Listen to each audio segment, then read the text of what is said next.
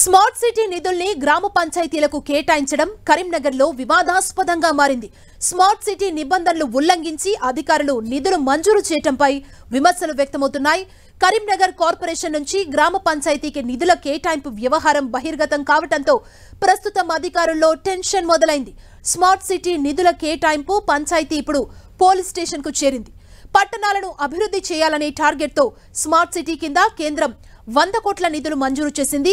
Smart సిటీలో కరీంనగర్ కు స్థానం లభించేలా అప్పటి రాష్ట్ర ప్రభుత్వంతో పాటు పాలకవర్గం తీవ్ర కసరత్తు చేసింది.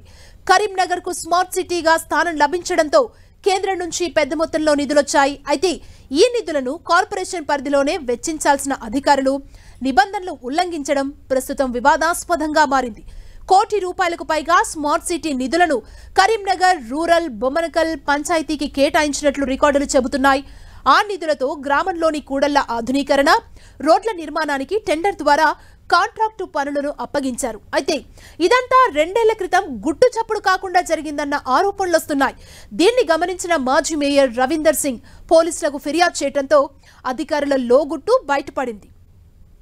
కరీంనగర్ స్మార్ట్ సిటీ ఎంపిక సమయంలో రవీందర్ సింగ్ అప్పుడు మేయర్ గా ఉన్నారు.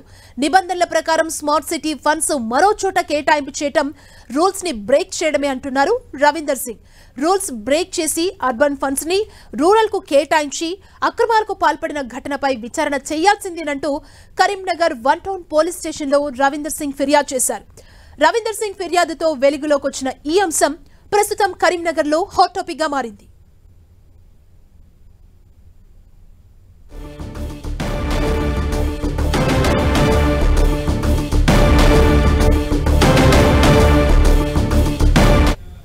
గ్రామ పంచాయతీలలో స్మార్ట్ సిటీ నిధులను తరలించడం జరిగింది.